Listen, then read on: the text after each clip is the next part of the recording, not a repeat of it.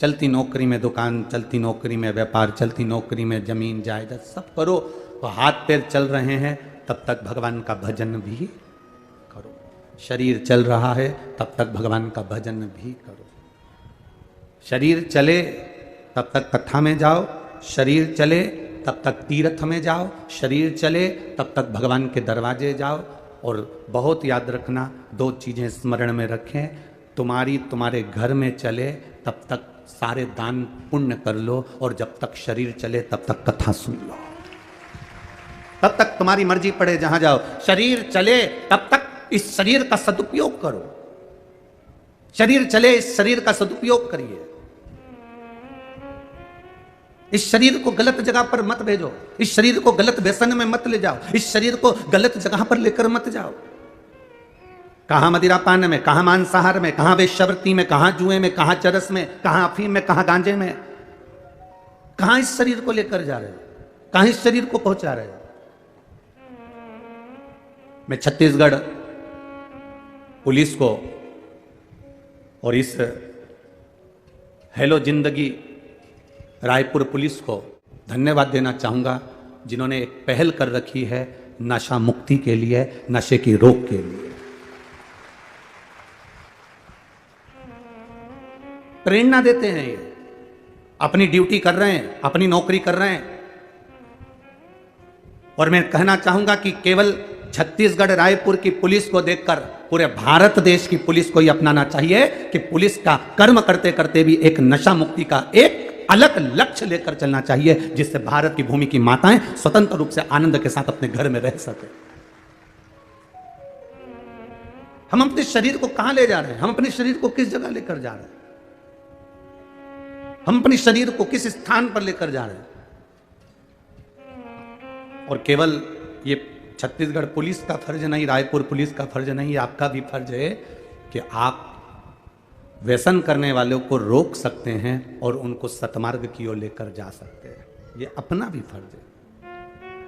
एक बार रायपुर छत्तीसगढ़ की इस पुलिस प्रशासन के लिए, जिन्होंने हेलो जिंदगी का एक आनंद लेते हुए संपूर्ण क्षेत्र में अपने नशा से लोगों को दूर करने का प्रयास किया है, दूर करने, मैं धन्यवाद देता हूं। बहुत बहुत साधुता रखिए,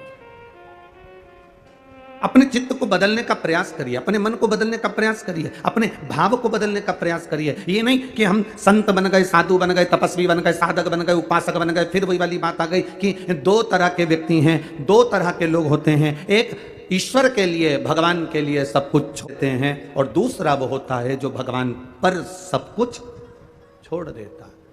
तो हम चाहते हैं आप अपना घर ना छोड़िए, आप अपना परिवार ना छोड़िए, आप अपने व्यापार, दुकान, नौकरी को मत छोड़िए, आप तो उसमें रहिए, पर अपने आप को ही नहीं, अपने पूरे परिवार को भगवान के भरोसे छोड़ दीजिए कि वो संभालेगा, जो होगा वो करेगा। अब सौंप दिया इस जीवन का सब भार तुम्हारे हाथों में, हे हार तुम्हारे हाथों में, और जीत तुम्हारे हाथों में। अपना संपूर्ण भार, अपना संपूर्ण जीवन हम उसको सौंप दें।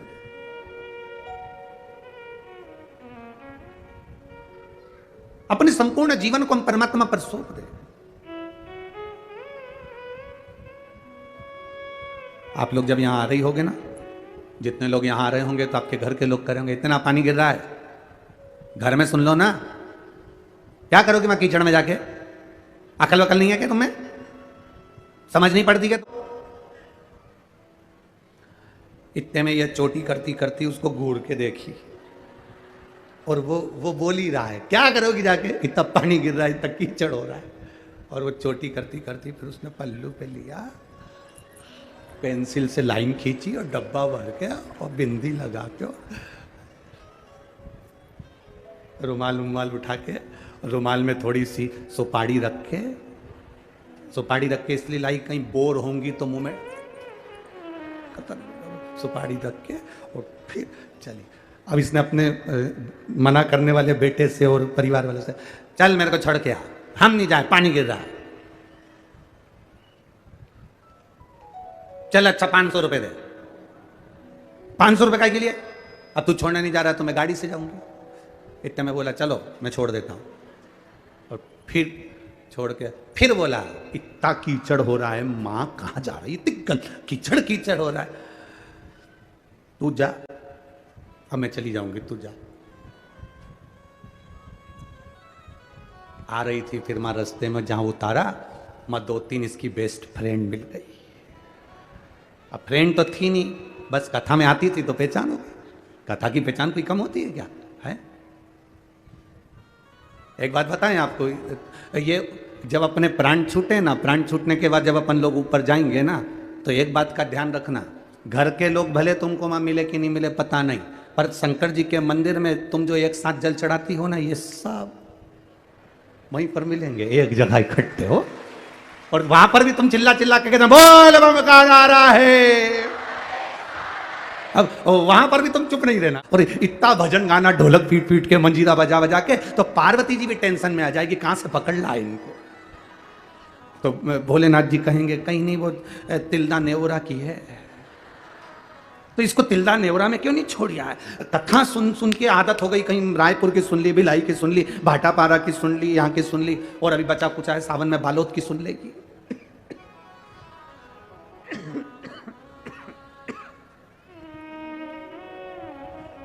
अभी बचा कुछ है तो बालोद की सुन लेगी।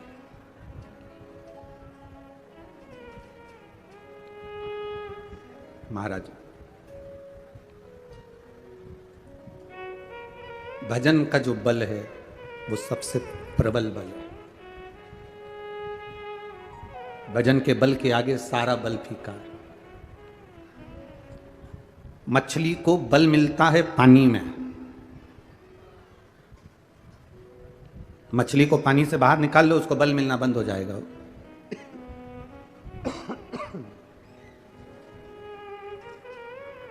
मछली को पानी में से बाहर निकालो, उसको बल मिलना खत्म हो जाएगा। मछली को बल मिलता है पानी में, शेर को बल मिलता है वन में, जंगल में। शेर अगर शहर में आ जाए तो उसको बल नहीं मिलेगा। शेर अगर वन में है तो उसको बल मिलेगा। मछली जल में है तो उसको बल मिलेगा। और भक्त शिव की शरण में है तो उसको बल मिलेगा, ये निश्चित है। मछली को बल मिलता है जल में, शेर को बल मिलता है वन में, और भक्त को बल मिलता है भगवान की शरण में। भगवान की शरण में अगर आप गए हो, आपके रोज जाने पर, प्रतिदिन जल चढ़ाने पर, प्रतिदिन भगवान का भजन करने पर, प्रतिदिन एक बेलपत्र देवाधिदेव महादेव को समर्पित करने पर बल प्राप्त हो, बल मिलता है।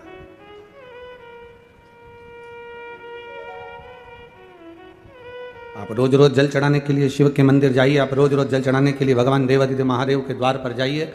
आपको लोग कहेंगे कहाँ जा रहे हो, क्या मिल रहा है वहाँ जाने से, क्या प्राप्त हो रहा है आपको वहाँ जाने से। तब आप कह सकते हो मुझे जिंदगी जीने का एक बल प्राप्त हो रहा है, मुझे जीवन जीने का एक तरीका प्राप्त हो रहा है।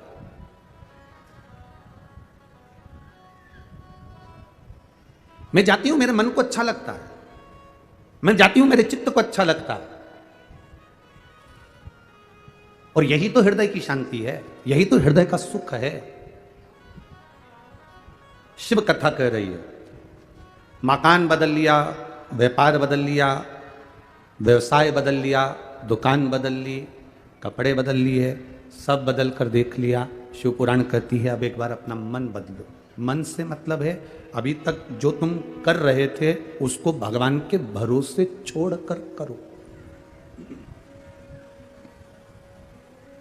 अभी तक तुम जो कर रहे थे अब उसको करो, मना नहीं, पर अब अपने करे हुए कर्म को परमात्मा के भरोसे छोड़ो।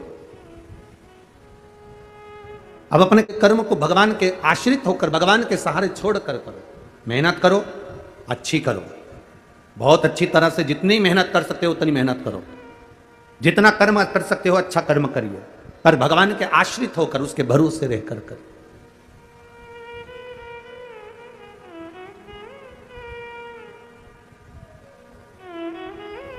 अपनी जिंदगी में कोई कर्म ऐसा कर कर जाऊं कि बाद में लोग याद रखें। एक बार ब्रह्मा जी विश्राम कर रहे, जब नया कल्प प्रारंभ होने वाला रहता है तो नए कल्प के प्रारंभ के पहले ब्रह्मा जी से कहा गया है कि तुम कुछ देर का विश्राम कर सकते हो, तुम कुछ देर का आराम कर सकते हो, तुम कुछ देर का विश्राम कर सकते हो। अब नया कल्प प्रारंभ होने वाला था। जब नया कल्प प्रारंभ होने वाला रहता है तब 33 कोटि देवी देवता सब ब्रह्मा जी के पास आते हैं और ब्रह्मा जी के पास आकर उनकी स्तुति करते हैं। और स्तुति के साथ में जो नया कल्प का निर्माण होता है, नई सृष्टि का जो निर्माण होता है, उसको, उसका संचालन ब्रह्मा जी के सम्मुख में सब देखते हैं।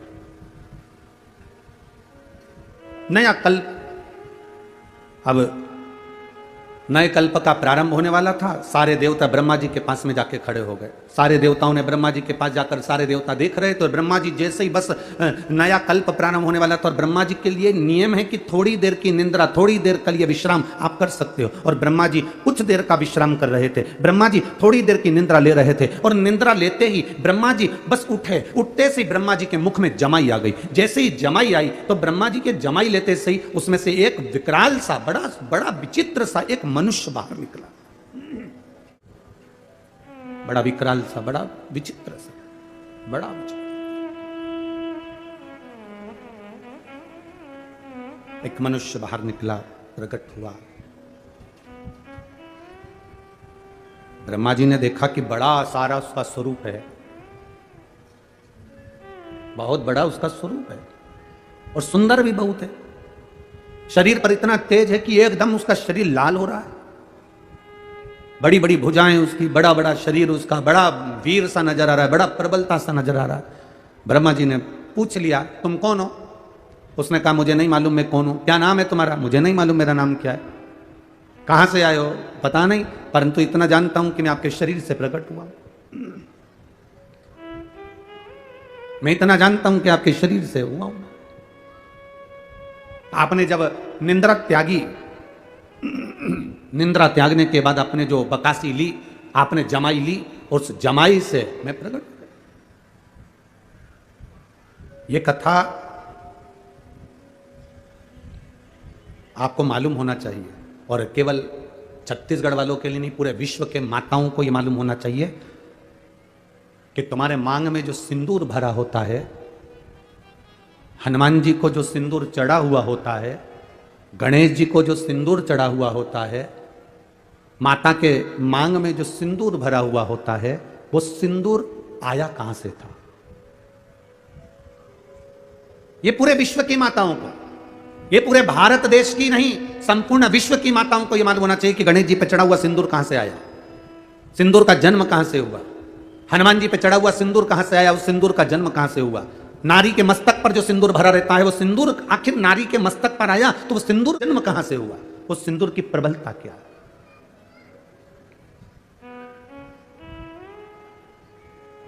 उसको ज्ञात होना चाहिए। अब कल्प की शुरुआत है, और कल्प की शुरुआत में ब्रह्मा जी के मुख से एक व्यक्ति ने, एक मानव ने, एक विचित्र सा मानव उसके उनके मुख से जमाई लेने पर प्रकट हो गया। कौन हो तुम? हमें मालूम नहीं। क्या नाम है तुम्हारा? हमें मालूम नहीं। कहां से आए हो? हमें मालूम नहीं, हमें कुछ ज्ञात नहीं है। ब्रह्मा जी ने देखा बड़ा वीर है, चेहरा लाल, शरीर लाल, पूरा शरीर बड़ा वीरता का दिख रहा है और बड़ा प्रबल शरीर है, भुजाएं विशाल, शरीर विशाल। ब्रह्मा जी ने उसका नाम सिंदूर रख दिया। क्या नाम रखा? जम के बोलो जरा। सिंदूर। ब्रह्मा जी ने उसका नाम सिंदूर रख दिया। अब सिंदूर रखा तो उसने, ब्रह्मा जी ने प्रसन्न होकर उसको वर देना प्रारंभ कर दिया कि सिंदूर, तुम दिखने में भी सुंदर हो, वीर भी हो, प्रबल भी हो, तो हम तुम्हें वर देते हैं कि तुम जगत में वीरता के रूप में रहोगे, प्रबल रहोगे, तुम्हारी भुजाओं का बल प्रबल रहेगा, तुम्हारे भीतर एक तेज हमेशा भरा रहेगा। तुम्हारे तेज को देखकर स्वयं यम के दूत भी डरेंगे। ब्रह्मा जी कह रहे हैं तुम्हें बल इतना दे दिया, तुम्हारी मर्जी पड़े तुम वहां रह सकते हो, पूरी सृष्टि पूरा ब्रह्मांड तुम्हारे लिए है, तुम कहीं पर भी अपना राज्य बसा सकते हो, तुम कहीं पर भी रह सकते हो। हमारा वर तुम्हें देते हैं, तुम कभी क्षय नहीं होगे, मरोगे नहीं।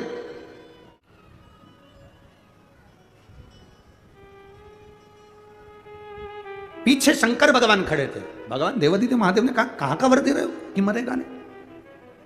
रुको, अगर इसको ये वर मनाना मचाना प्रारंभ कर देगा, नहीं मचाएगा प्रभु। ब्रह्मा जी ने माना नहीं, शिव जी का कहना। तुम्हारी भुजाओं में बल रहेगा, तुम जिसको चाहो अपनी भुजाओं के बल पर तुम दमो सकते हो, मार सकते हो, पीट सकते हो, तुम किसी को दबा सकते हो। बस सिंदूर को वर पर वर मिल गए ब्रह्मा जी के। इतने प्रसन्न, क्योंकि औलाद ब्रह्मा जी के मुख से जमाई करने पर, ब्रह्मा जी के मुख को बकासी आने पर, जमाई करने पर यह बालक निकला, तो प्रसन्नता हूं, मेरा पुत्र है, मेरा बेटा।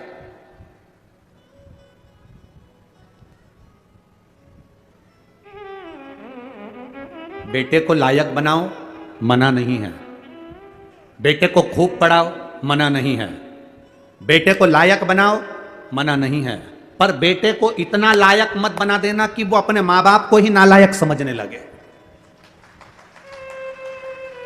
बेटे को लायक बनाना, पढ़ाना, खूब पढ़ाना, पर बेटे को इतना लायक मत बना देना कि जिस मां ने उसको समझाया, जिस पिता ने उसकी एजुकेशन पर खर्च करा, जिस मां ने उसको पढ़ाया, जिस पिता ने अपनी नौकरी कर कर रुपया बचा बचा कर अच्छे कॉलेज में भेजा, जिस मां ने उसके कपड़े, उसका पहनावा, उसका रहन सहन, जिस मां ने उसको बना बना कर भोजन खिलाया, जिस पिता ने अपनी पूरी जिंदगी बेटे को एजुकेशन देने में, पढ़ाने में, आगे बढ़ाने में लगा दी, एक दिन बेटा अपने मां बाप को नालायक समझे, इतना लायक मत बनाना। बेटों को लायक बनाओ, बच्चों को लायक बनाओ, पढ़ाओ, खूब पढ़ाओ, पर संस्कार देकर पढ़ाना। जो बच्चे संस्कार लेकर नहीं पढ़ते, पढ़ते तो हैं पर उनमें संस्कार नहीं होते, तो एक दिन माता पिता को वो नालायक समझने लगते हैं। हमारे मम्मी पापा में तो अकल नहीं है, हमारे पापा तो हर कुछ के देते हैं, हमारी मम्मी तो हर कुछ बोल देती है, हमारी माँ में तो अकल नहीं है, हमारे पिताजी में तो अकल नहीं है। तुम्हारे बच्चे तुम्हारे मुंह पर कह दे कि तुम्हें अकल नहीं, तुम बैठी रहो, तुम्हें अकल नहीं, तुम चुप रहो। जब तुम्हारे घर के बच्चे बोलने लगे ये शब्द, समझ लेना कि तुमने बेटों को लायक तो बनाया पर संस्कार देकर लायक नहीं बनाया, इसलिए वो तुम्हें नालायक समझ रहे हैं। खूब पढ़ाओ, हम मना नहीं करेंगे, जितनी तुम्हारी कैपेसिटी है उससे ज्यादा पढ़ाइए, जितनी तुम्हारी कमाई है उससे ज्यादा खर्च कर बेटों को उज्जवल भविष्य बनाइए। बेटा बेटी को अच्छा पढ़ाने का प्रयास करिए, बेटा बेटी का जिंदगी अच्छा बनाने का प्रयास करिए, पर बेटा बेटी आपको लायक बनते बनते आपको नालायक ना समझने लगे, इसलिए थोड़ा संस्कार देने का प्रयास करिए। बच्चों से कहो एक लोटा जल शिव जी को चढ़ा करा, बच्चे कहेंगे माँ जल चढ़ाने से क्या होता है? कुछ नहीं होता, मेरे मन को शांति मिलती है, तू जल चढ़ा करा। मैं जल चढ़ाने नहीं जाऊंगा, मैं भोजन नहीं दूंगी, मैं बाजार में खा लूंगा, घर का दरवाजा बंद है, जाओ खाओ। बच्चों को लायक बनाने का प्रयास करो, पर साथ में संस्कार देकर। अपने दादा दादी के पांव पर प्रणाम कर, चरण छू, नमन कर। एक दिन बेटा चरण नहीं छूता, दूसरे दिन मामी नाना घर के बच्चे माता पिता कहते कोई बात नहीं कल छू लेगा, हो गया ना, आज नहीं छुआ ना, कल छू लेगा, कल फिर नहीं छुआ, परसों छू लेगा, ना ना चरण छू। बच्चों को झुकाना, प्रणाम करना, नमन करना, आदर करना, सत्कार करना, बच्चों को यह सिखाना पड़ेगा। आज बड़ी विडंबना का जीवन, बड़ा विडंबना का समय चल रहा है। हम बेटा और बेटी को पढ़ा तो लेते हैं, हम बेटा और बेटी को उज्जवल भविष्य बना तो देते हैं, हम बेटा और बेटी को लायक बना तो देते हैं, पर हमारे बच्चे हमको एक दिन नालायक समझने लगते हैं। तब दिल दुखता है कि मेरी औलाद मेरे मुंह पर कह कर जा रही है। होता है अंदर से। पढ़ाओ, कलेक्टर बनाओ, एसपी बनाओ, टीआई बनाओ, तुम्हारी मर्जी पड़े, मंत्री बनाओ, संतरी बनाओ, कलंतरी बनाओ, तुम्हारी मर्जी पड़े, तुम जो बनाओ, पर उनकी वाणी पर तुम्हारा आदर होना चाहिए। ऊंचे सिंहासन पर बैठकर आदर के शब्द समाप्त नहीं होना चाहिए। उनकी वाणी में तुम्हारा सम्मान होना चाहिए, उनकी वाणी में तुम्हारा आदर होना चाहिए, तुम्हारा सत्कार होना चाहिए।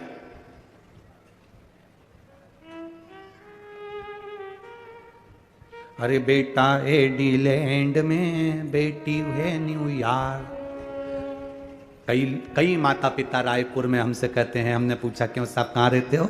बस गुरुजी आपकी जो कथा हो रही है ना उसके पास में हमारी बिल्डिंग है, हम वहीं सी सेक्टर में रहते हैं। अच्छा सी सेक्टर में कौन सी? तो का बस 8वें मंजिल पर, चौथे मंजिल पर हमारा फ्लैट है। हमने कहा कौन कौन घर में? मेरा बेटा तो वहाँ है और मेरी बेटी वहाँ है। बेटा है डीलैंड में, बेटी है न्यूयॉर्क, और ब्राइट बच्चों के लिए हुआ बुढ़ापा डार। तो काका क्या करोगे, ये रुपया कहाँ धरोगे? बेटा बाहर, बेटी बाहर। तो हमने कहा तुम कौन कौन हो? बस हम दोनों पति पत्नी। कहाँ रह रहे हो? फ्लैट में रह रहे हैं। अच्छा तो तुम दोनों अपने बेटा बेटी के पास क्यों नहीं चले जाते? बस अब विचार तो करा है, पर बेटे के यहाँ एक बार गए थे तो अब वहां पर हमारा मन नहीं लगा तो हम वापिस आ गए। बेटी के यहाँ वहां भी मन नहीं लगा तो हम वापिस आ गए। तुम जब बीमार पड़ते होगे, तकलीफ होती होगी, शरीर में कष्ट होता होगा, या तुम्हारे घर में मेहमान आते होंगे, तो सामान कौन ला कर देता है? तुम्हें डॉक्टर को दिखाने कौन जाता है? तो कहती है हमारे पड़ोसी बहुत अच्छे हैं, उनका बेटा है ना, उनकी बेटी है ना, हमको गाड़ी में बिठाकर वो तुरंत डॉक्टर को दिखाने चले जाते हैं। हमने कहा फिर एक काम करना, फ्लैट भी पड़ोसी के बेटे को देकर जाना। मरने के समय पर बूढ़े माँ बाप को डॉक्टर को दिखाने पड़ोसी के बच्चे जा रहे हैं। सब्जी पड़ोसी के बच्चे लाकर दे रहा है, देख रेख पड़ोसी के कर रहे हैं। तो मकान की देख रेख तुम कर रहे हो किसके लिए? किसके लिए? आसक्ति नहीं जा रही। हमने कहा एक काम करो ना, जब पड़ोसी का बच्चा इतना कर रहा है तो ये काम कर दो, उसको थोड़ा बहुत तो अपनी प्रॉपर्टी दे। अरे गुरुजी कैसे देके जाना? डॉक्टर को दिखाया है तो क्या प्रॉपर्टी दिया है? सब्जी ला के दे देता कोई प्रॉपर्टी दे रहे? तो तुम्हारे बेटे तुमने बड़े करे थे तुम्हारी सेवा के लिए, वो तुम्हारी सेवा नहीं कर रहे, तो तुम किसके भरोसे? किसके? अखबारों में देखो, अखबारों में जरा पढ़ना, कभी पुराना कई जगह का आपको मिलेगा। बुढ़ा बुढ़ी मर गए, बेटों को सूचना दे दी कि आ जाओ अंतिम संस्कार करने, तो कहते हैं ऑनलाइन करा देना। बाद में जब मर गए, अंतिम संस्कार भी मोहल्ले के लोगों ने कर दिया, तब बेटा बेटी आए, जमीन जायदाद बेच के पैसा लेके चले गए, पर माँ बाप का पिंडदान तक नहीं करा। ये जीवन है मानव का। किसके लिए जी रहे? हम किसके लिए अपनी जिंदगी जी रहे हैं? अरे बेटा एडी लैंड में, बेटी है न्यूयॉर्क, और ब्राइट बच्चों के लिए हुआ बुढ़ापा डाल। ओ काका क्या करोगे, ये रुपया कहाँ धरोगे?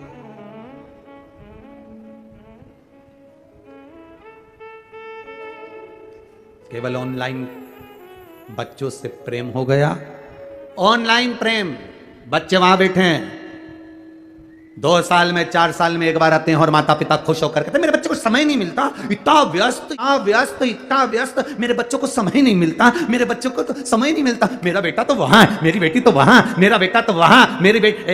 एक चरित्र आता है, एक माँ कुएं से पानी भर रही थी, उसके साथ में 4 माताएं खड़ी थी।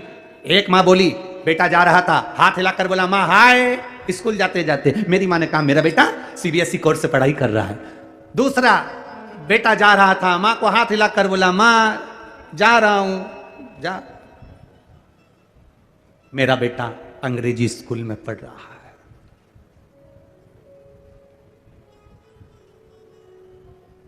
एक मां का बेटा जा रहा था, मां बाल्टी उठाकर ले जा रही थी। बेटे ने कहा रुक मां, पहले मैं बाल्टी घर रख कर आता हूं, फिर जाऊंगा। मां कहती है मेरा बेटा सरकारी स्कूल में पढ़ रहा है, ये मेरा बेटा है जो सरकारी स्कूल में पढ़ रहा है। अंग्रेजी स्कूल में पढ़ाओ, सीबीएसई कोर्स से पढ़ाओ, एक से बढ़कर एक स्कूल में पढ़ाओ, पर अपने बच्चों को संस्कारवान बनाने का जवाबदारी तुम्हारी है। क्या करोगे बाद में? क्या करोगे?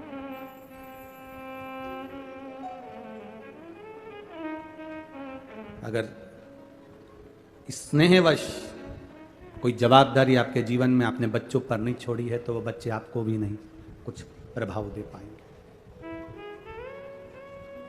दीजिए।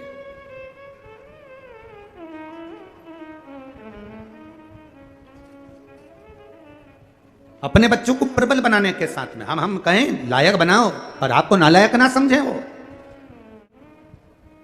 खूब पढ़ाओ, बच्चों को एक काम जरूर सिखाओ, जाओ शिव के मंदिर जाओ, जाओ, थोड़ा बहुत झुकोगे, प्रणाम करोगे, नमन करोगे, मंदिर तक जाओगे, अपने संस्कारों को, अपने धर्म को भूल नहीं पाओगे।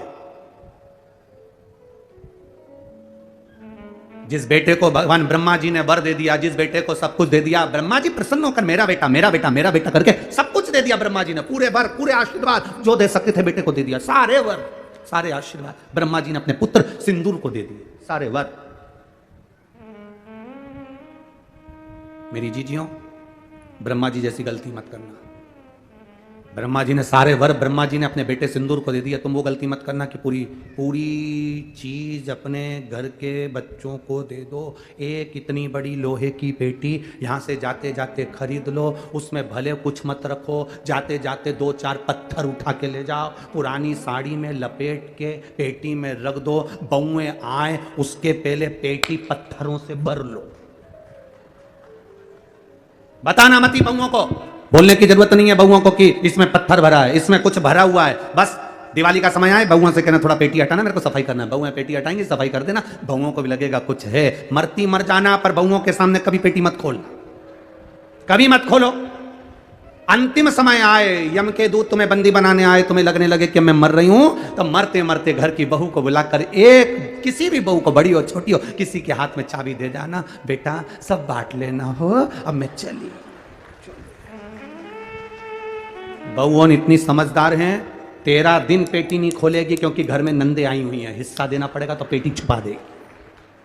बहुओं इतनी जल्दी पेटी को खोलेंगी नहीं, छुपा देंगी। अब बहुओं को मालूम है सास के पास बहुत सामान है, तो 10वां भी अच्छा करेगी, 12वां भी अच्छा करेगी, खूब साड़ी बांटेगी, 12-13 खिलाएगी पिलाएगी, लड्डू गुलाब जामुन इमरता भजिया, सारे ब्राह्मणों का भोजन कराएगी, मेहमान को भी खूब देगी, और साथ चले गए और ननन भी चली गई, तब पेटी खोलेंगी और उनमें से भाटा निकलेगा और करम फोड़ेंगे।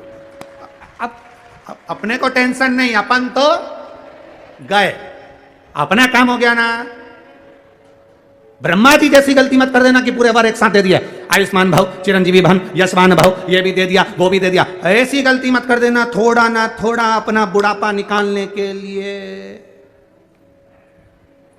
कमर में खोस के रखो, थोड़ा ना थोड़ा। एकदम ब्रह्मा जी ने सब दे दिया, सब ब्रह्मा जी ने दे दिया।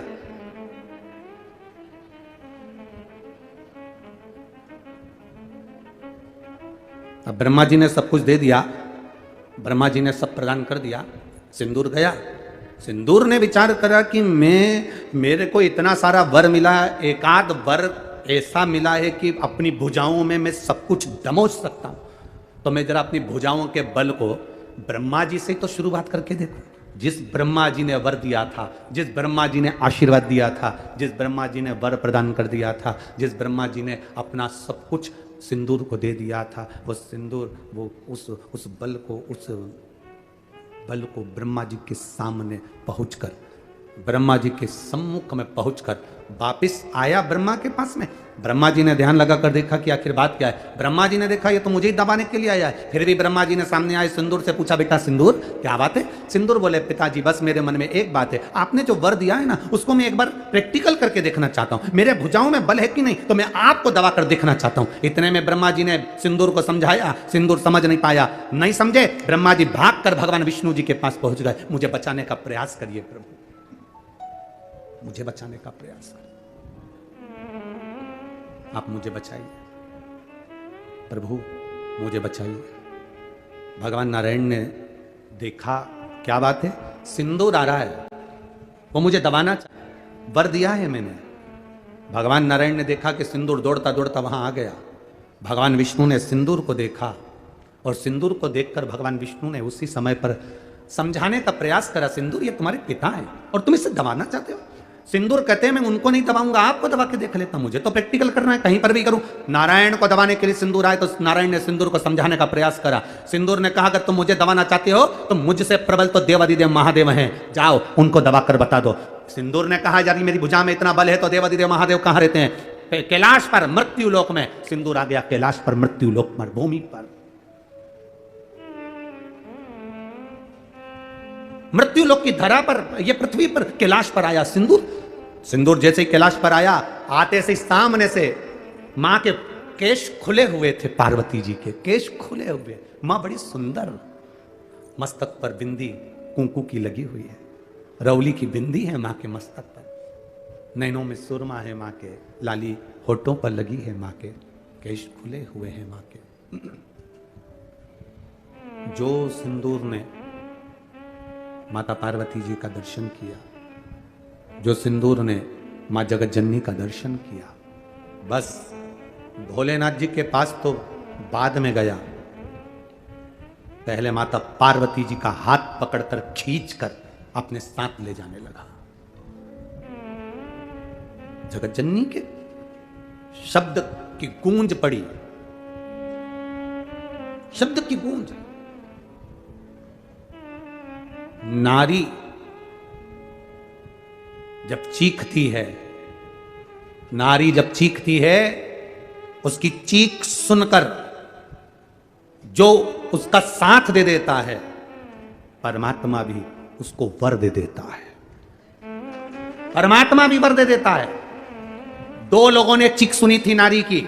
एक चीख माता सीता का जब हरण हुआ तो माता जानकी जी चीख दी, रावण जब खींच कर ले जाने लगा, जानकी जी चीखी, जटायु ने सुना, सुनते से जटायु ने आकर रावण के साथ में किया, सीता को बचाने का प्रयास किया। चीख सुनकर सीता को बचाने का प्रयास किया। भले जटायु खुद मर गया, पर राम जी की गोद उस जटायु को मिल गई, क्योंकि सीता की चीख सुनकर उसको बचाने का प्रयास करा। और दूसरी चीख थी द्रौपदी की। द्रौपदी चीख रही,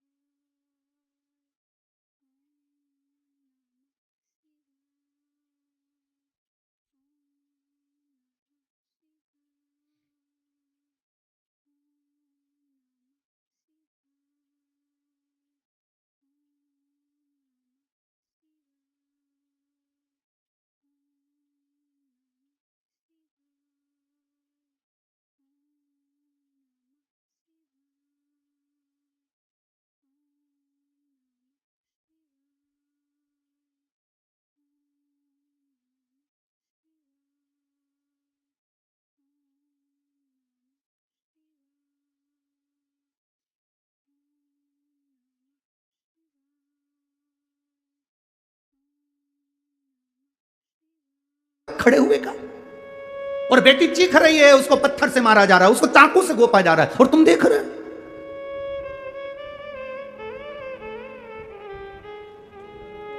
मेरा संपूर्ण बेटियों से निवेदन है, सबसे पहले तो अपने सनातन धर्म को छोड़कर किसी दूसरे धर्म के किसी लड़के की ओर आंख उठाकर भी मत देखना। अपने सनातन धर्म के और देखिए, सनातन धर्म में ब्राह्मण भी है, क्षत्रिय भी है, वैश्य भी है, शूद्र भी है, पर दूर की ओर निगाह उठाकर मत देखिए।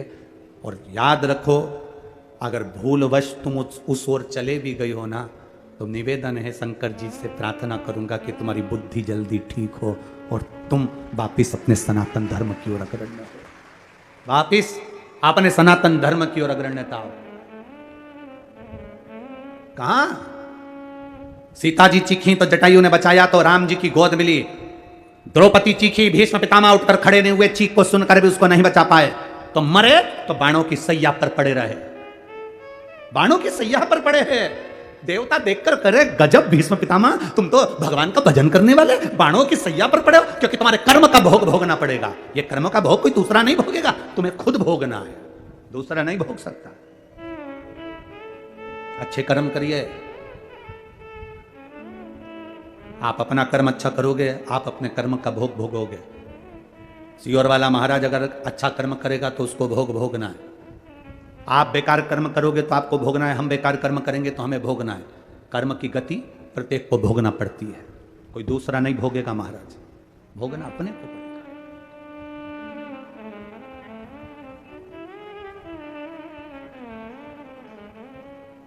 पार्वती मैया ने हाथ पकड़ा, सिंदूर ने मां जगत जननी जगदंबा का, जगत धात्री दुर्गा का हाथ पकड़कर जब खींच कर ले जाने लगा, मां चीख पड़ी, पार्वती मां चीखी।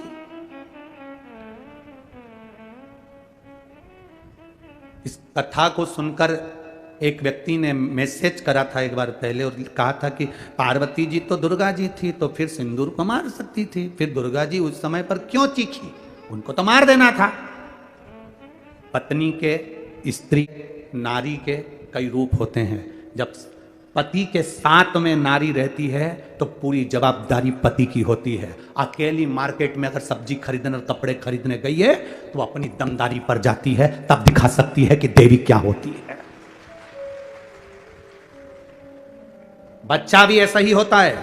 बच्चे की आदत होती है, अकेला बच्चा कहीं से गिर गया ना तुरंत कपड़े झाड़ कर खड़ा हो जाता है, और बच्चा अगर माँ के साथ चल रहा है और गिर गया ना तो 25 बार रोता रहता है, लग गई लग गई लग गई, क्योंकि जब तक माँ उसको ना संभाले, जब तक माँ उसको प्रेम ना करे, जब तक माँ उसको गले से ना लगाए, जब तक माँ उससे लाड़ ना लड़ाए, जब तक माँ उसको एक टॉफी ना दे दे, तब तक वो रोता ही रहेगा, भले उसको ना लगी है। बच्चे की आदत होती है। बच्चा माँ है तो बड़ी सी टेबल पे से कूद जाएगा, माँ है तो कहीं से भी कूद जाएगा, क्योंकि मेरी माँ मुझे संभाल लेगी। ऐसे ही पत्नी, ऐसी नारी, ऐसी स्त्री होती है जो पति के साथ रहे, पति के साथ बैठी है, पति के सम्मुख में है, तो नारी सोचती है मैं क्यों जवाब दूं? जवाब देइए।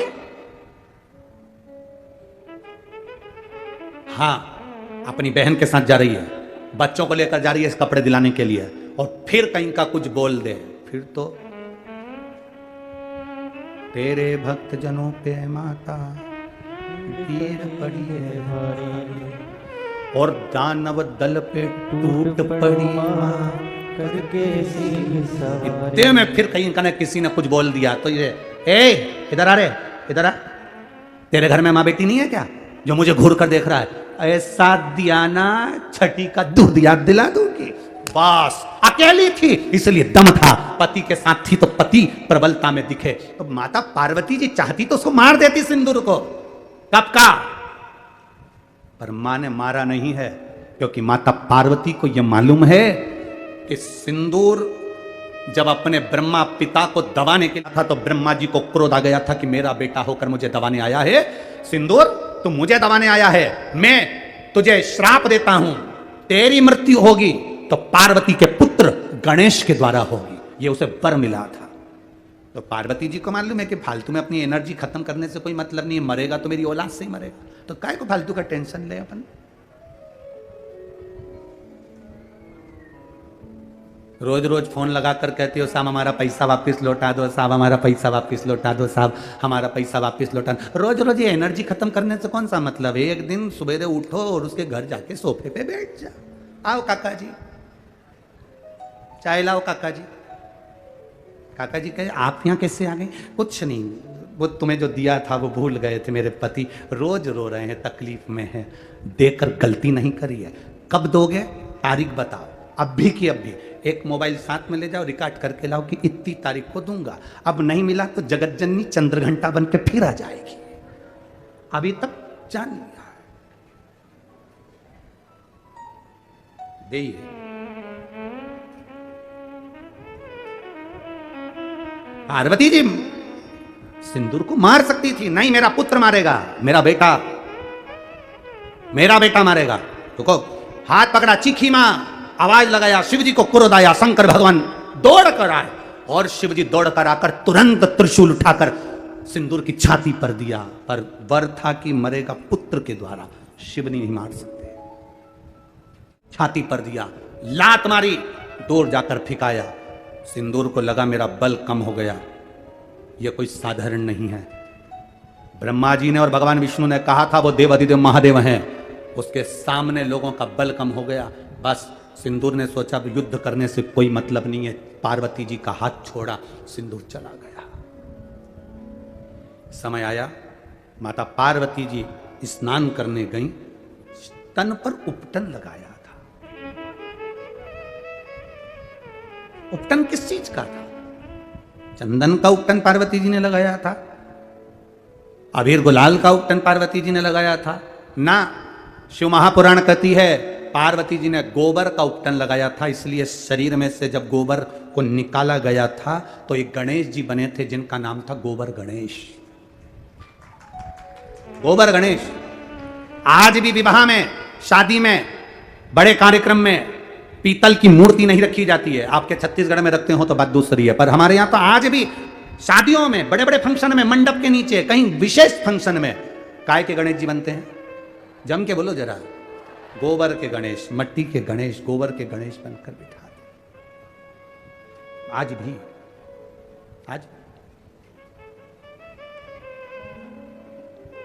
गोबर गणेश, गणेश जी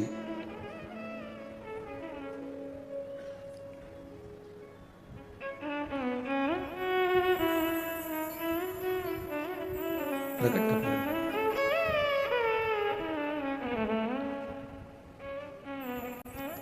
यही भाव, जब गणेश जी महाराज विनायक का सिर कटा, हाथी का शीश लाकर लगाया, तब उस जगह पर गणेश जी महाराज ने अपनी माता से पूछा कि मेरा जन्म का कारण क्या है, तो एक ही कारण था, वो तेरे पिता बताएंगे। वो तेरे पिता बताएंगे तेरे जन्म का कारण क्या है। जाओ।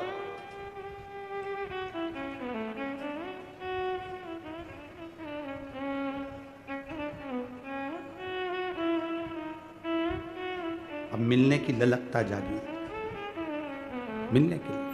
अरे काशी वाले से मिलना बड़ा जरूरी है, ये भीतर की ललकता जागी। पार्वती मैया के तन से उपटन से श्री गणेश जी महाराज का प्रागट्य हुआ।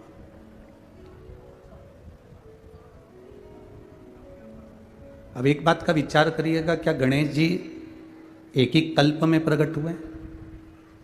क्या राम जी एक ही कल्प में प्रकट हुए?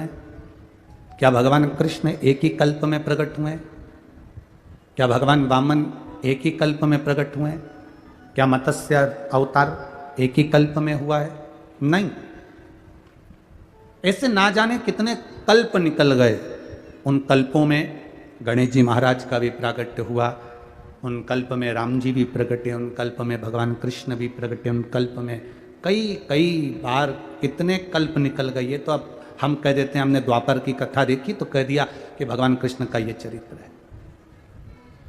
त्रेता की कथा का स्मरण किया तो कह दिया राम जी का ये चरित्र। एक जन्म की, एक कल्प की कोई कथा नहीं है, तो विस्तार पुराने कल्पों का भी है। प्रकट हुए और प्रकट होते से ही शिव जी से, काशी वाले से मिलना बड़ा जरूरी, डमरू वाले से मिलना बड़ा जरूरी। गणेश जी गए, बाबा को प्रणाम किया, नमन किया। शंकर भगवान ने उनको हृदय से लगाया और हृदय से लगाकर कहा, गणेश जी ने कहा कि मेरे अवतार का कारण, मेरे प्रकट होने का कारण क्या है? तो कहा बस एक कारण है, सिंदूर का वध। ये किसी एक कल्प की कथा नहीं है, अनेक कल्प की कथा, सिंदूर का वध। भगवान गणेश जी ने कहा ठीक है, समय आया, गजानन के रूप में सिंदूर के, जिस नगर में सिंदूर रहता था उस नगर में श्री गणेश जी महाराज गजानन बनकर गए। गजानन बड़ा सा एक स्वरूप, तोंद बड़ी, स्वरूप बड़ा, शरीर में खूब सारा बल लेकर सिंदूर के पास गए और जाकर आवाज लगाई कि मुझे भूख लगी है,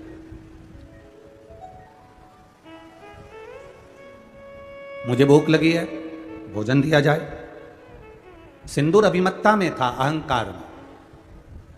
उसे अपनी बल का, अपने राज्य का, अपनी सत्ता का, अपने वैभव का बल बहुत था। देखिए,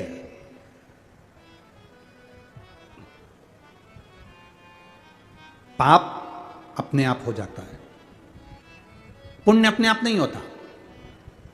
पाप और पुण्य में ये बहुत बड़ा अंतर है। पाप और पुण्य के अंदर पाप अपने आप हो जाएगा।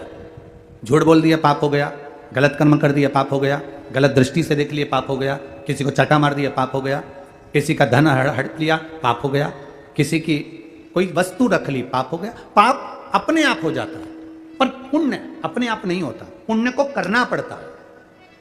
पाप को करना नहीं पड़ता, पाप अपने आप हो जाएगा। पाप इतना विचित्र होता है कि अपने आप ही प्रकट हो जाता है। आप मोबाइल देख रहे हो, मोबाइल देखते देखते देखते देखते किसी का एक मैसेज आ गया, मैसेज में उसने उसकी निंदा लिख दी, तुम्हारा पाप उपजने वाला है, इसलिए उसमें तुमने नीचे कमेंट्स में अपनी तरफ से भी एक बात लिख दी, पाप सामने प्रकट हो गया। मतलब तुम्हारे भीतर वो गलत विचार आ गया, गलत सोच आ गई, गलत दृष्टि आ गई।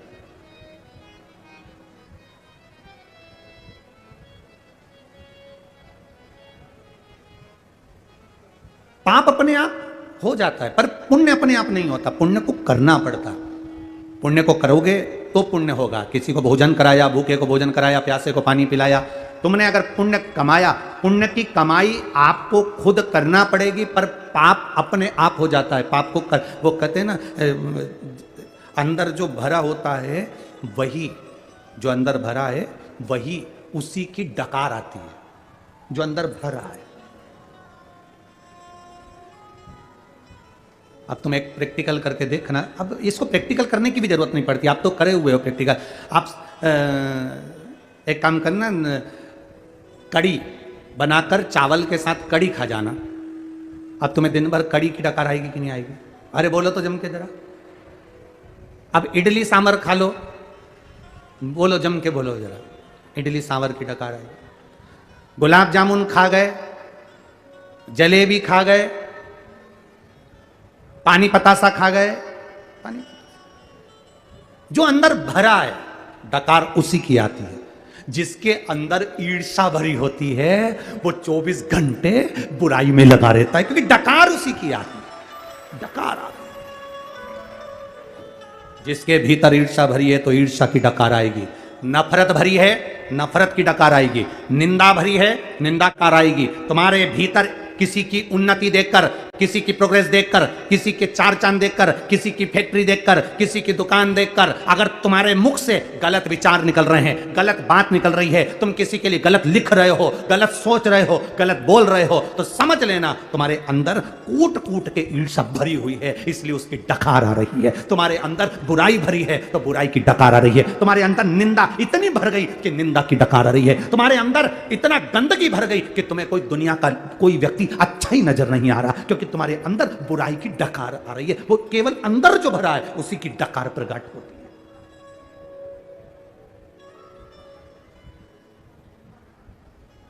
कभी कभी कोई अगर आपको गलत लिखे तो आप उसका जवाब मत देना, बस इतना समझ जाना कि डकार आ रही है।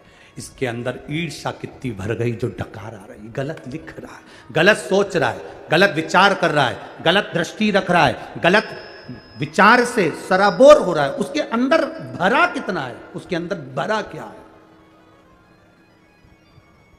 और जिसके अंदर भगवान की भक्ति भरी होती है उसके मुख से जब भी निकलेगा जय सीताराम, जय श्री कृष्णा, ओम नमः शिवाय, श्री शिवाय नमस्तुभ्यम, उसके अंदर जो भरा होगा। कहीं भजन हो रहे होंगे ना, रात्रि को कहीं पर भजन होते हो, आपके मोहल्ले में रात्रि को भजन हो रहा है, जिसके अंदर जो भरा होता है तो भजन हो रहे होते हैं तो उसका मन लग जाता है, जाऊं मैं सामने ढोलक पीट रही भाइयों। तो ऐसे कई ऐसी भी रहे कि मैं सो जाए, खाया पिया सोए, पर कई ऐसी अगर कम पंडाल में कहीं भजन हो रहा है तो दो चार इकट्ठी होकर पहुंच जाएगी, मोहल्ले के लोग वहां पहुंच जाएंगे, चलो भजन हो रहा है सुनेंगे, और सुनते भी डकार निकलना प्रारंभ, उसके मुंह से भी निकल गया काशी वाले से मिलना बड़ा जरूरी, डमरू वाले से मिलना बड़ा जरूरी। अब वो भी पहुंच गई, वो भी भजन गाने लगी। इतने में किसी ने कह दिया तुम्हें भजन आता है? नहीं आता तो भी बोल दे, तांबा का हंडा में था तो धरो पानी, नीन हाय भोला नीला के रहूंगी, भोले को अपना बना के। ये भजन के चक्कर में भी कई बार लड़ाई हो जाती है। एक बार हमारी कथा थी मध्य प्रदेश के बुधनी में। अब बुधनी में कथा थी तो वहाँ ग्राउंड में कथा होती थी, सामने खेल का ग्राउंड था और वहाँ कथा होती। तो एक माँ ने आकर कहा, गुरुजी मेरा पति मुझे भजन में नहीं आने देता, मैं उससे के थक गई, फिर भी मुझे कभी भजन में जाने ही नहीं देता। तो हमने कहा हमारे यहाँ तो कोई भजन हो नहीं रहे, तो तुम यहाँ के, आपके यहाँ की बात नहीं, अब कहीं पर भी भजन होता है ना तो जाने नहीं देता।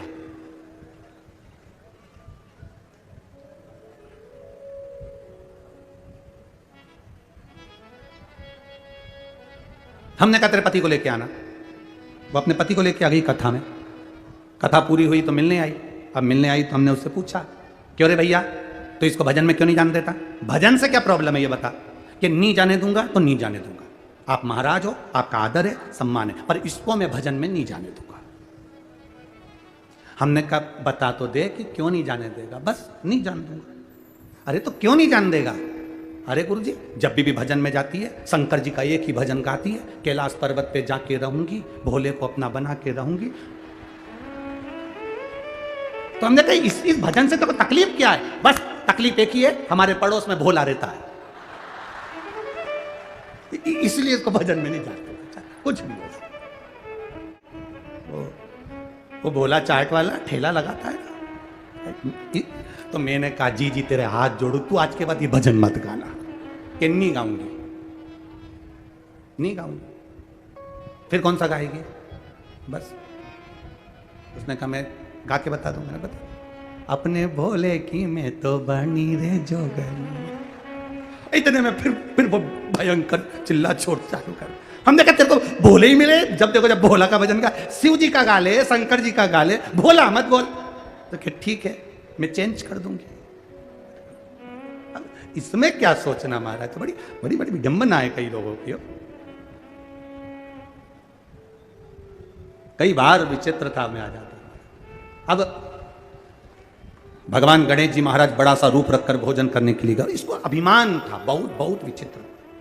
जो डकार अंदर भरी हुई है, जो भोजन भरा हुआ है, जो चीज अंदर भरी है वो डकार में निकलती है। ईर्षा भरी होगी, ईर्षा निकलेगी। नफरत भरी होगी, नफरत निकलेगी। आपके शब्दों में, आपकी वाणी में, आपकी लेखनी में वो सामने प्रकट होगी जो आपके अंदर भरा है। आप अगर गलत लिख रहे हो, समझ लेना आपकी डकार कैसी है। गलत बोल रहे हो, समझ लेना आपकी डकार कैसी है। आपने क्या भरा है आपके अंदर, वो आप प्रकट कर रहे हो। अरे मत बुरे कर्म कर बंदे, वरना पछताएगा। भगवान की आंखों से तू बच नहीं पाएगा, तू बच नहीं पाएगा। अरे ओ अज्ञानी मत कर नादानी, तेरे कर्म का फल भी तू ही पाएगा। जैसा किया तूने तेरे आगे आएगा। मत बुरे कर्म कर बंदे, वरना पछताएगा। भगवान की आंखों से तू बच नहीं पाएगा, तू बच नहीं पाएगा। तो पाप करा नहीं जाता, अपने आप हो जाता है, और पुण्य को करना पड़ता है। पुण्य हमें करना पड़ेगा।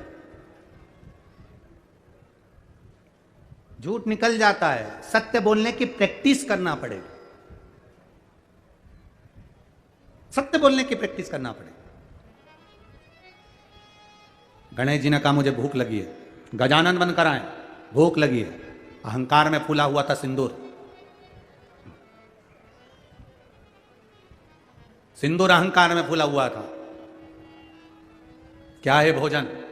सिंदूर ने अपनी सभा में बैठकर कह दिया कि इस बच्चे को भोजन कराओ, जाओ बालक को भोजन कराओ। कभी जिंदगी में किसी को छोटा मत समझो।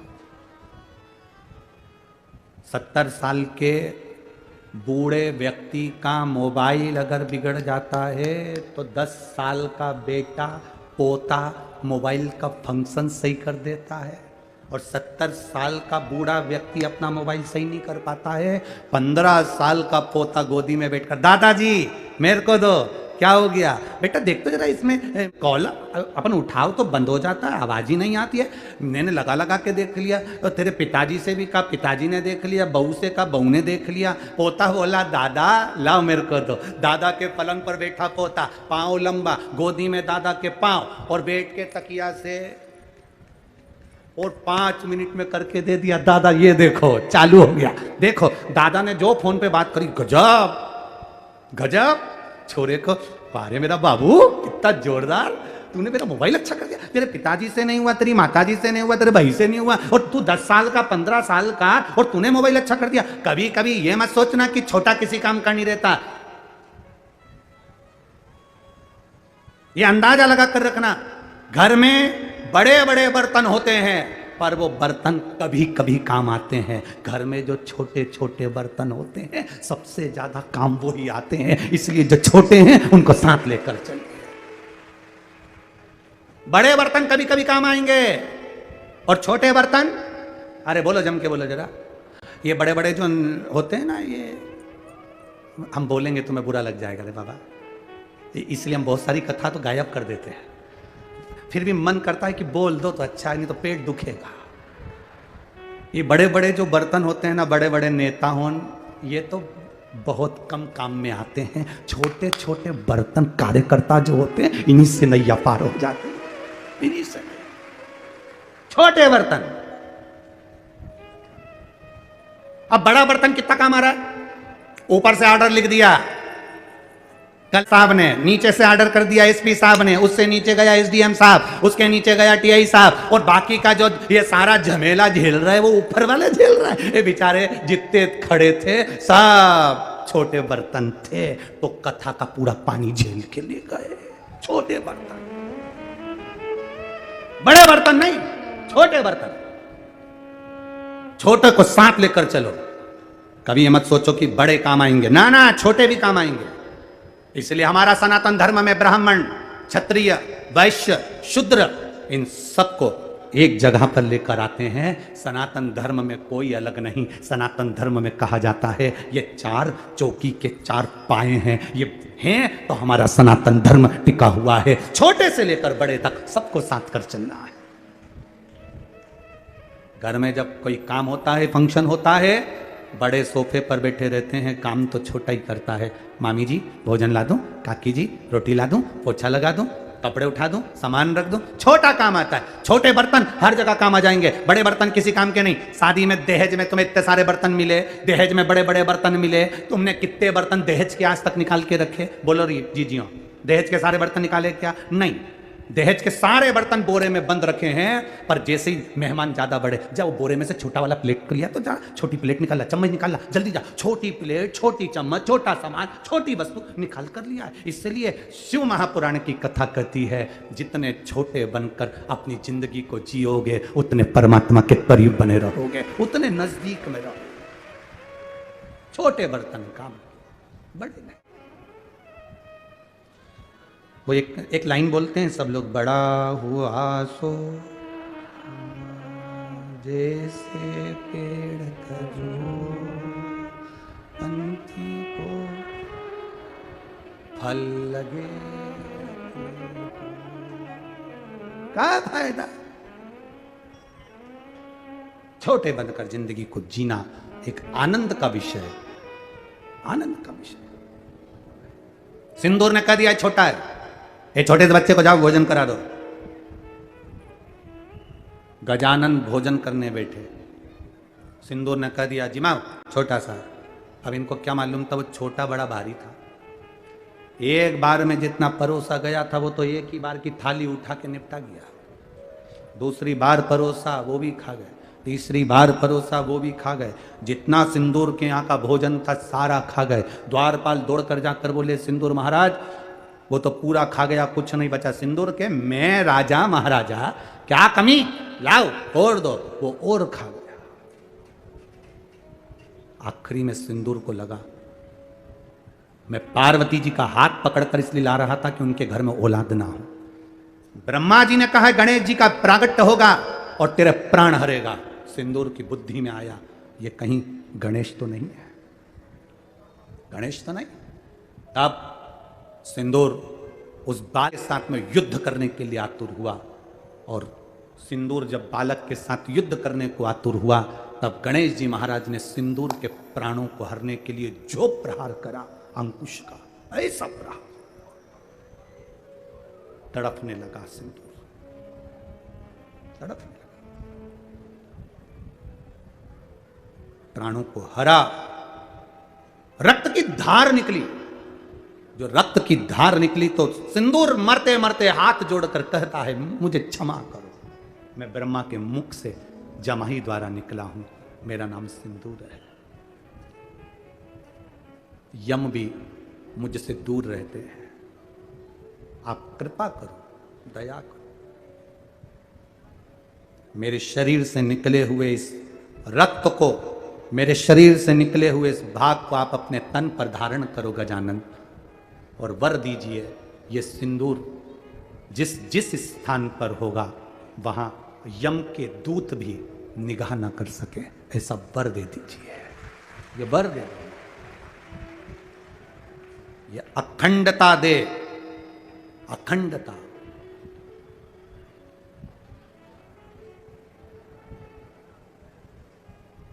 तुमने मेरी माता का हाथ का स्पर्श किया है? सिंदूर कहते हैं मेरी मृत्यु आपके द्वारा लिखी थी, इसलिए मैं पार्वती माता को लेकर जा रहा था, पर आज मैं सिंदूर गजानन आपके चरणों को मस्तक रखकर ये मांगना चाहता हूं कि जिस नारी के मांग में मस्तक पर ये सिंदूर रहेगा उस नारी का सौभाग्य अखंड रहेगा। ये वर दे दो, अखंडता वर दिया। गजानन आपके तन पर ये मेरा सिंदूर, ये मैं आपके तन पर सदा रहूं, ऐसा आशीर्वाद दीजिए। भगवान देवादिदेव महादेव ब्रह्मा विष्णु सब एकाग्रित हो गए और एकाग्रित होकर सिंदूर को वर के रूप में दिया कि गजानन ही नहीं, जिस भी देवता के संग में सिंदूर तेरा सानिध्य होगा और ये सिंदूर तेरी भी अखंडता रहेगी और यम के दूत उस जगह से दूर रहेंगे। गणेश जी महाराज सिंदूर अपने तन पर धारण कर लिए, वही सिंदूर श्री हनुमंत लाल जी ने भी त्रेता में धारण किया, वही सिंदूर श्री भैरव बाबा ने अपने तन पर धारण करा, क्योंकि विनायक श्री गणेश जी महाराज ने सिंदूर की महत्वता का व्याख्यान वर्णन किया, वर्णन किया, प्रयास किया जाता है। हमारे सनातन धर्म में, हमारे हिंदू धर्म में, हमारे सनातन धर्म का एक गौरव है, जब मकान का मुहूर्त हो, दुकान का मुहूर्त हो, दीपावली का पूजन हो, कोई विशेष फंक्शन हमारे यहां होता है तो दरवाजे पर स्वस्तिक सिंदूर का बनाया जाता है। घृत में घोलकर, गाय के घी में उसको घोलकर स्वस्तिक बनाया जाता है। क्यों? क्योंकि वहां यम के दूत की भी दृष्टि नहीं पड़ती, उस पर किसी की नजर नहीं पड़ती है। सिंदूर की इतनी महत्वता, नारी क्यों सिंदूर लगाती है अपनी मांग में? सिंदूर की महत्वता नारी के जीवन में क्यों होती है? उसका कारण केवल इतना सा होता है कि उसके मस्तक पर अगर सिंदूर है तो किसी की दृष्टिता उस पर ना पड़े, किसी की कुदृष्टि उस पर ना पड़े, और नारी का अखंड सौभाग्य उसके जीवन में रहे, अखंड सौभाग्य।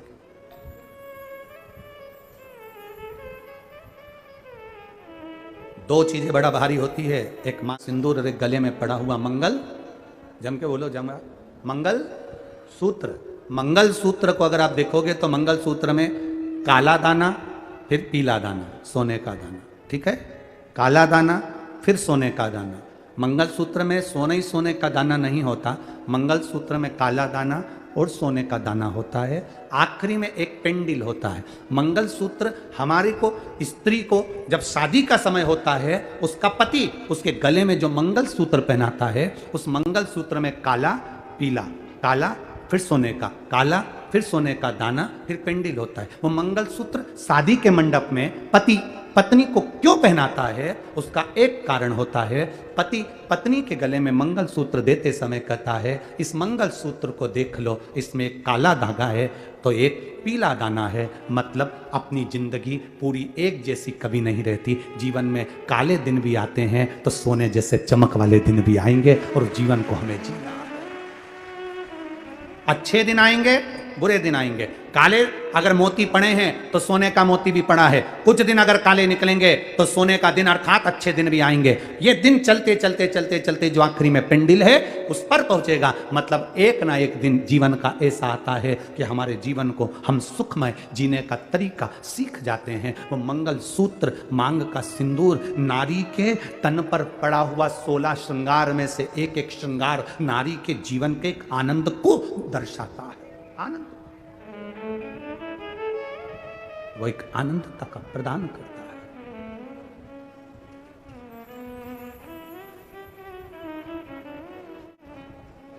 सखीरी डमरू वाले से हम हमारी लड़ गई अखियाँ सखी काशी वाले से हमारी लड़ गई अखियाँ।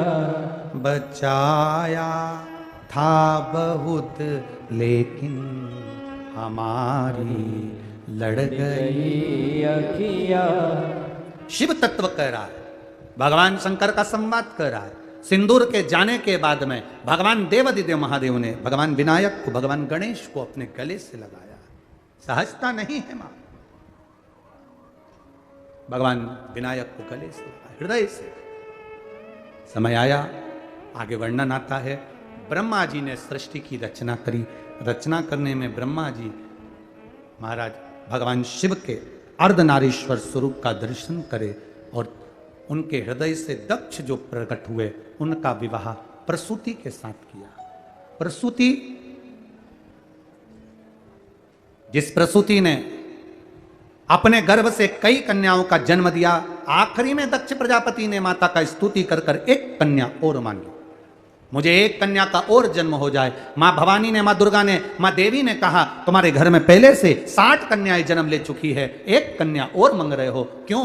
तो दक्ष प्रजापति ने कहा बेटा एक कुल को तारता है और बेटी 2 कुल को तार देती है, इसलिए बेटी का जीवन एक आनंद का जीवन है, आनंद का जीवन। मेरी जीजियों, कभी अगर आप किसी डॉक्टर से राय लेना तो वो आपको बताएगा, पुत्र के जन्म देने वाली मां की उम्र 5 वर्ष कम हो जाती है और बेटी को जन्म देने वाली मां की उम्र 2 वर्ष बढ़ जाती है। बेटी, किसी डॉक्टर से आप पूछना, किसी साइंस वाले से आप बात करना, कभी नेट पर सर्च करना कि बेटे के जन्म देने वाली मां और बेटी को जन्म देने वाली मां के जीवन का एक चरित्र का स्मरण करिए। बेटी को जन्म देने वाली मां साधारण नहीं, बड़े भाग्यशाली हो जिनके घर में बेटी जन्म लेती है, बड़े भाग्यशाली हो, किस्मत वाले, बहुत प्रबल किस्मत वाले हो आप जिनके घर में बेटी ने जन्म लिया है। महाराज भिलनी, वो भिलनी चली तो गई थी अपने घर से कि मेरे पिता मेरी शादी के लिए इतने सारे पशुओं को लेकर आए हैं और इतने सारे पशु मेरी शादी में मरेंगे, दोष लगेगा। तो भिलनी अपना घर छोड़कर चली गई थी, मातंग बाबा के आश्रम में पहुंच गई थी, वहां ज्ञान उपजा उसको और उसने तप साधना करी, भगवान राम की प्रतीक्षा करी। उस शबरी ने भगवान राम का दर्शन किया। ईमानदारी की बात का स्मरण करिएगा, शबरी मां को जब राम जी का दर्शन हुआ, से ज्यादा प्रसन्नता अगर किसी को थी तो शबरी के माता पिता को थी कि हमारी बेटी ने राम का दर्शन कर लिया। हमारी बेटी ने, जब एक बेटी अपने माता पिता का नाम रोशन करती है, अपने माता पिता के बतलाए हुए मार्ग पर चलती है, अपने माता पिता की एजुकेशन जो दी गई है उसके अनुकूल कार्य करती है, जब एक बेटी अपने माता पिता का नाम रोशन करती है, विद्वत्ता में, एजुकेशन में, पढ़ाई में, खेल और ये अन्य संस्थाओं में जो कार्य कर कर अपनी बेटियां जब अपना नाम रोशन करती हैं माता पिता का, तो माता पिता का सीना तन जाता है। और जब वही बेटी कहीं गलत लड़कों के साथ फंस जावे, कहीं गलत संगति में चली जावे, कहीं गलत विचारों में चली जावे, तो माता पिता को भी रोना पड़ता है। माँ भी सोचती है जिस बेटी को जन्म दिया वो कहाँ चली गई। दक्ष प्रजापति ने मांगा, माता देवी से कहा कि मुझे एक बेटी का जन्म हो जाए, एक बेटी दे दी। बेटी कहाँ से आएगी? तो कहा कि मैं स्वयं बेटी के रूप में जन्म लूंगी। माता प्रसूति के गर्भ से सती मां प्रकट हो गई, प्रसूति के गर्भ से। हॉस्पिटल में जहां बच्चे को जन्म दिया जाता है उस कमरे का नाम होता है प्रसूति कक्ष। दक्ष प्रजापति की पत्नी के नाम से आज भी वो कक्ष है, प्रसूति कक्ष।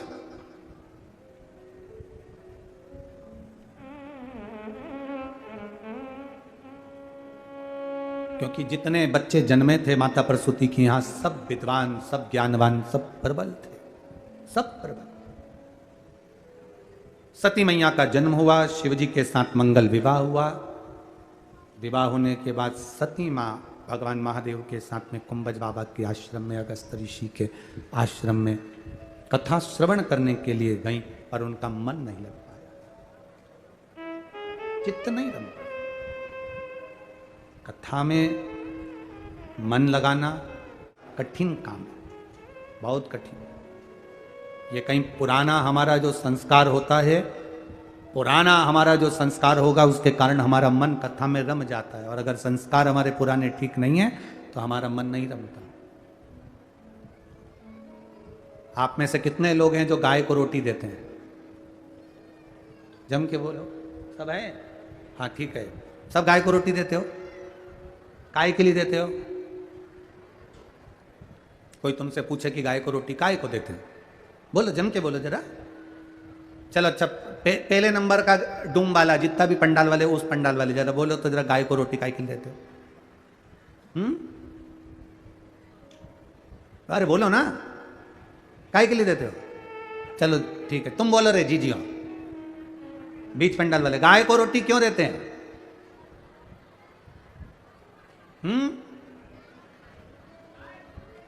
गाय दूध देती है और नी दे तो तुम रोटी भी नहीं दो। है राम जी रे राम जी, धन्य हो रे तिल दाने हो रहा, तुम्हारी तो नजर उतार लू। चलो जाने दो। तीसरे नंबर के पंडाल वाले बोलो, गाय को दूध रोटी काहे के लिए देते हैं? उसमें 33 कोटि देवता हैं, इसलिए गाय को रोटी देते हैं। ठीक है, तो पति के भी तो देवता हैं। अरे जीजियों, गाय को रोटी क्यों दी जाती है? हमारा शास्त्र कहता है, गरुण पुराण कहती है, विष्णु पुराण, गर्ग संहिता, पद्म पुराण, शिव पुराण, लिंग पुराण, नर्मदा पुराण, नारद पुराण, कुर्म पुराण, किसी भी पुराण का स्मरण करिएगा, गाय की जो योनि है, ये 33 जो हमारे 84 लाख योनियां होती हैं, उसमें अंतिम योनि गौ माता की है, और गाय की योनि छूटने के बाद 84 लाखवीं योनि मनुष्य की है। समझना जरा, गाय के बाद कौन सी योनि आएगी? जम के बोलो जरा। मनुष्य की योनि। हम गौ माता को रोटी क्यों देते हैं?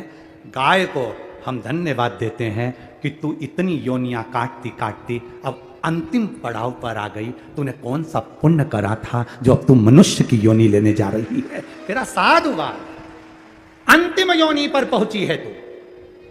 अब गाय की योनि से छूटेगी तो मानव की योनि में आएगी। धन्यवाद गौ माता, 84 लाख योनियां काटते काटते काटते काटते अंतिम योनि पर आकर तुम टिक गई हो, और प्रभु कृपा से कौन सा भजन, कौन सा पुण्य, कौन सा अच्छा काम करा तो तुम इस योनि में आ गई। अब इस योनि से छूटोगी, मनुष्य की योनि में जाओगी, मानव की योनि में रहकर भगवान का भजन करोगी। इसके बाद तुम्हारी कोई योनि नहीं होगी, तुम भगवान की हो जाओगी, फिर कोई योनि में नहीं पड़ना पड़ेगा।